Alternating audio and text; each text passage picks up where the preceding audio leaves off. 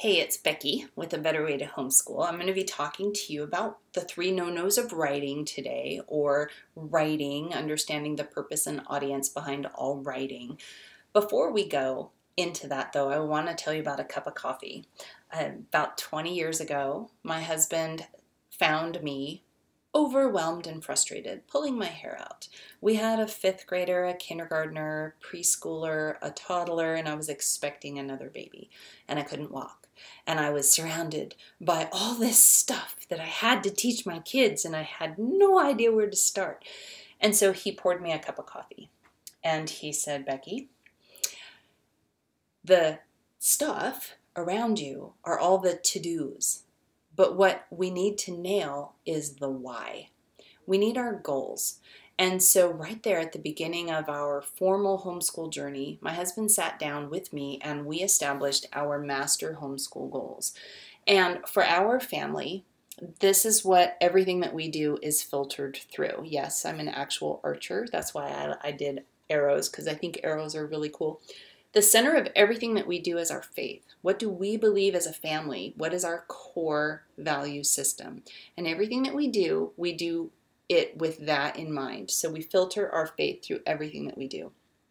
We give our kids a rock-solid math foundation, understanding all of those foundational skills that they will need. The basic stuff, adding, subtracting, multiplying, dividing, measuring twice before they cut, fractions, percentages, all that basic stuff.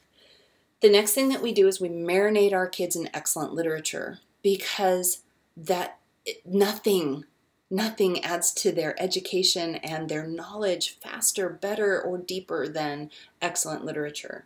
And then our last big arching goal is to teach our kids to be excellent communicators, both on paper and out loud.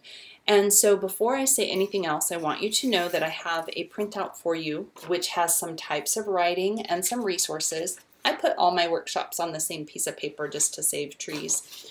But we're going to talk about writing. And what I need you to understand is that everything that my husband and I do with our kids is with the goal of, by the time they graduate high school, by the time they leave home. Because in homeschooling, there's really no grade benchmark. But there is a benchmark. What is it that we want our kids to do? So writing, this excellent writing skills. The secret sauce of writing has nothing to do with a pencil. Most people make the mistake, or learn the hard way, like I did in the beginning, that handing a child a number 2 pencil and a blank piece of paper is one of the scariest things that most kids will face. Oh, some love it, but most kids don't. In order to help our kids develop excellent writing skills, we really need to fill their imaginations. And there is no better way to fill our child's imagination than to read and to marinate them in excellent literature. You can't serve people from an empty vessel, and it's really hard to write unless your mind is and your imagination is well watered and well fertilized. So the number 1 secret sauce to teaching your kids to be excellent writers is to read to and with them for as long as you both shall live. It's just, you just never stop reading. And don't make the mistake of setting your kids aside when they can independent read and turn off the read aloud time. Turn up read aloud time, increase the difficulty and the complexity of the story, and allow vocabulary to marinate their soul. Why? Because it is so much better. So much better. There is this carne asada meat at our local club store. We were near Costco, and we're nowhere near San Diego anymore where we could get the best carne asada on the planet. But we stumbled upon this pre-marinated carne asada mix. And what it is it's the same meat, but it's marinating and resting in all the amazing flavors, just waiting to be eaten. And it is the best carne asada that we've found outside of San Diego. But it's good because it's been sitting in the juices. And writing for kids only gets good if it sits in the juices of the words and the ideas and the vocabulary of authors and stories above and beyond them. 5 sons. My youngest son didn't read until he was 10.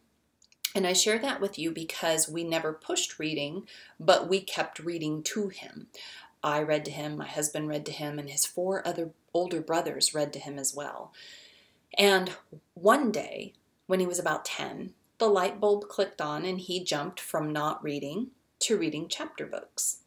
But in the course of that 10 years of his life, he had marinated in language. He didn't waste a second of his life decoding words. Instead, he spent his 10 years of life absorbing story and vocabulary and complexity of ideas. And it turned out that he has become the most amazing critical thinking, creative writer he's amazing. But it's because he has these ideas within him. So, getting to the heart of teaching your children to be excellent writers comes down to the 3 no-nos of writing. Yes, they need to learn all the formal parts and pieces of writing, sentences and paragraphs and essays and research papers and all the 100 million other types of writing. But they all come back to the same thing. The first thing that your kids need to know is the purpose.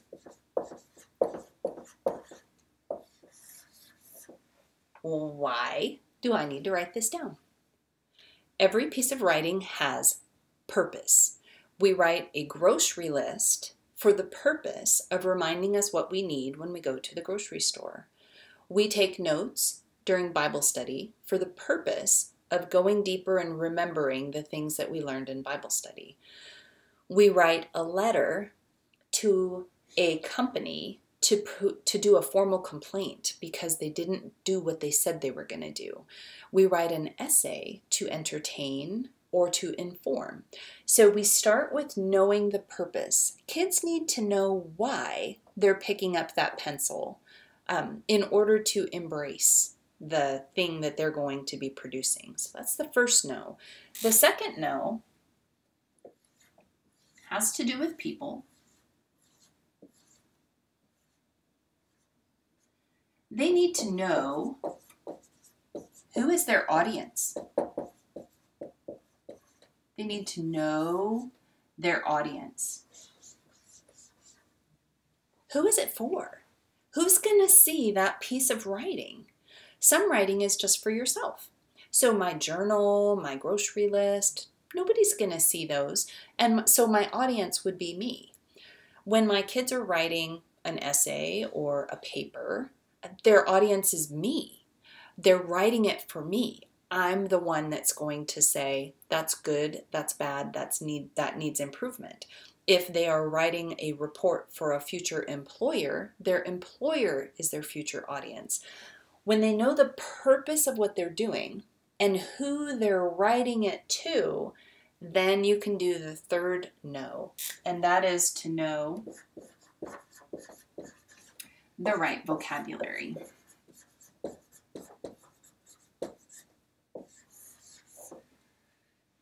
If you're writing a letter to your 4-year-old niece, you're going to use different words than if you are writing a letter to the President of the United States, just innately. If you're writing an essay about how to make a peanut butter and jelly sandwich, you're going to use certain vocabulary words that will differ than if you're writing a scientific paper about the chemistry of pizza dough rising in an oven. Your vocabulary words are going to be tuned to who your audience is and to the purpose of the paper. And so these no-nos of writing are what you are always repeating to your children. So when you sit down and you want your child to write, we'll just do one example. Say they're going to write a good old-fashioned book report, but they're going to share it with the librarian. I'm just going to put library. Okay, so they're going to write a good old-fashioned book report for the library. Why? Oh, because the library is having a contest about who can write the most creative book report about fill in the blank. So the purpose is to participate in a contest. Well, who is the audience? Who are the judges? Well, the librarian is going to be the audience. So then you can look up the librarian and you can find out things about her or him and what makes them tick and what they're excited about, so that you can fine-tune your vocabulary in your book report to meet your audience and the purpose, to participate and have fun in the contest, but maybe even to win the contest at the end. Okay, so understanding what the purpose is of writing, who your audience is, and that vocabulary is what will set your kids apart as they're learning to write. Because this is like the secret key to all writing. If you know that every time you're gonna do any type of writing, you're gonna ask those 3 questions, then you will be set up for success. This past semester, my 16-year-old had to write a formal business report and proposal for a technical writing class. And lo and behold, his professor said, the first thing you need to know is the purpose of this project. The purpose of this project is to set you up for success in your future career, to understand the anatomy of a professional proposal and formal report for a corporation to take action on something. What? My son sat there like, oh, that's what my mom always said. Because you got to know the purpose. The second thing is his professor said, you need to understand your audience. In this case, your audience is me, your professor, but you're going to pretend as though it is your future employer. And so you're going to write it as if you were an employee presenting an idea or a solution to a problem to your future employer. Then he said, you're going to have to know the right vocabulary to present your idea. And if it's a new vocabulary that I'm not familiar with, you need to define your vocabulary as you're writing. This assignment kind of blew my son's mind. It's not the first time I've seen this happen, but truly you can deconstruct, you can reverse engineer, you can design a writing project with the 3 no-nos, and it works with anything. So you can do it with a book report, you can do it with a social media text. You're going to write a post, you're going to share it on Facebook. Let your kids know that everything they ever write on the internet is public, and they need to remember that and to tailor their vocabulary carefully. But say you're going to write a social media post, and say the purpose of that social media post is to get people to come sign up for an event.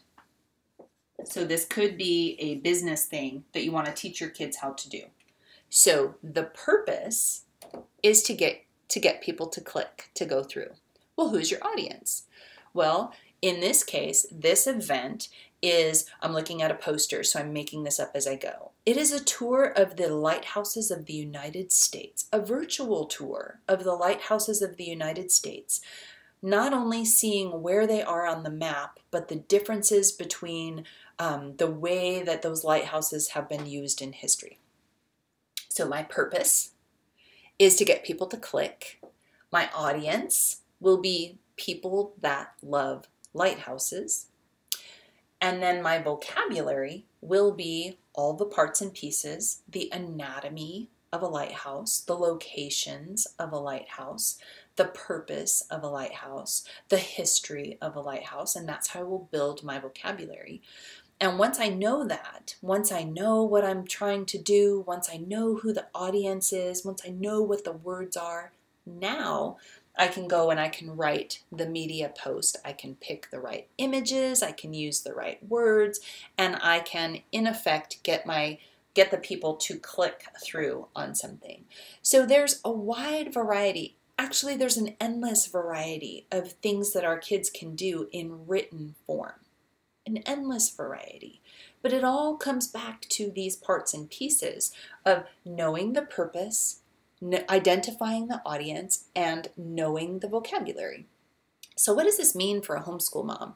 Well, in homeschool, I'm going to assume that many homeschool parents use a writing curriculum. I'm looking for an eraser. Use a writing curriculum of some sort. And writing curriculums have traditional lists of things that kids would need to do in order to do that writing curriculum. Now, the curriculum holds no power over you if you know that the goal is excellent communication. The curriculum itself is a tool that you will use to teach your kids excellent writing skills. But one of the things that you would need to, if you're following a curriculum, to teach your child how to do by the time they probably finish 5th grade, is to write an essay.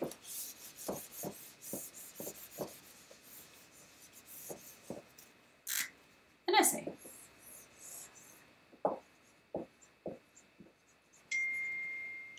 So you will want to write an essay. You can use the guide inside the curriculum to show you what they say an essay is, but you filter it through the 3 no-nos. What is the purpose of the essay? Well, an essay is a group of paragraphs squished together about a topic, right? And an essay has there are different purposes for essays. Some are just entertainment. Some are stories. Some are to inform or educate. Some are to persuade. So you want your child first to look at essay and go, well, what would be the purpose of this piece of writing? Let's persuade mom to not teach formal writing until 8th grade. Okay, so that would be a persuasive essay. The audience would be mom. And the vocabulary might be elements of an essay, thesis statements, hooks, conclusions, etc. Once you know this, it truly helps unlock and demystify the actual writing assignments themselves. Now, writing is one of those things that only gets better with time. So you need to also, in these 3 no-nos, give yourself a break. Writing takes time. Most writing goes through some sort of a brainstorming process. So you teach your child the purpose of the writing, who it's for, what the vocabulary is, and then you give them time to go through the brainstorming process where you map out and you think about what are all the things that could be in this assignment, the ability to do some research so that they can find the right vocabulary. Well, they're not going to know the words off the top of their head. So they got to be able to think about it, talk about it. Ooh, talk about it with your child. Make sure you're there. Make sure you're there. And you're having this conversation together, talking and mapping, doing research. Then you're going to draft a messy version. Messy, messy, rough draft. Then you're going to take the time to edit it and make it look pretty. A simple writing assignment could take a couple days. Some writing assignments will take weeks or even months. My son's business technical writing class was a 3-month class, all learning and doing one project that took tens upon tens upon tens of hours of effort. It was a very huge, chunky thing. So, excellent writing. The 3 no-nos of excellent writing, and then give your kids time. Know your end goal is by the time the kids graduate high school that they will have excellent written skills, that they will be able to excellently communicate on paper, and you'll get there. Have a great day. I hope you've enjoyed all of this. Grab your handout, and I'll see you in the next workshop.